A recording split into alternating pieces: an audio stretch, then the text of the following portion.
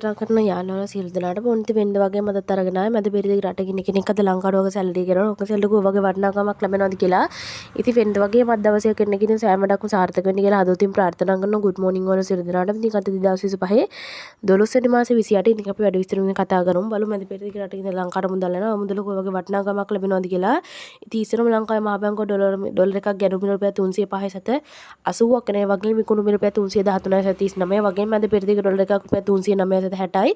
ඒ වගේම BFC exchange එකේ බහරේන් දිනාර එකක් රුපියල් 819 සත 26යි. ඒ වගේම අල්ලන්සාරි එක්ස්චේන්ජ් එකේ ඩුබායි දිනාම් එකක් රුපියල් 84 සත 3යි. ඒ වගේම SNB එක්ස්චේන්ජ් එකේ සෞදි රියාල් එකක් රුපියල් 82 සත 54යි. ඒ වගේම UAE එක්ස්චේන්ජ් එකේ ජෝර්දාන් දිනාර එකක් රුපියල් 436 සත 68යි. ඒ වගේම මොඩර්න් එක්ස්චේන්ජ් එකේ ඕමාන් රියාල් එකක් රුපියල් 803 සත 25යි.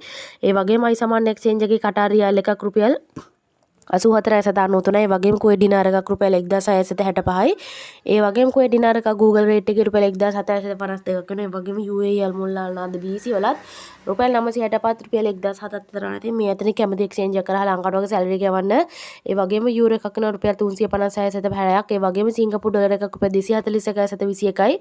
ඒ වගේම ඕස්ට්‍රේලියානු සේකර් එකක් ඕස්ට්‍රේලියන් ඩොලර් එකක් රුපියල් 207 සත 52යි. ඒ වගේම මලයාසියන් රින්ගිට් එකක් රුපියල් 76 සත 47යි. ඒ වගේම ඊශ්‍රායල් සේකර් එකක් රුපියල් 97 සත 18යි. ඉතින් අපි බලමු මැද පෙරදිග රටවල් පහක රත්තරන් මිල. ඉතින් කුවේට් රත්තරන් මිල මේ විදිහට බලා ගන්න පුළුවන්. ඒ වගේම සෞදි අරාබිය රත්තරන් මිලත් මේ විදිහට බලා ගන්න පුළුවන්. ඒ වගේම ඩුබායි රත්තරන් මිලත් මේ විදිහට බලා ගන්න පුළුවන්. ඒ වගේම කටාර් රත්තරන් මිලත් මේ විදිහට බලා ගන්න පුළුවන්.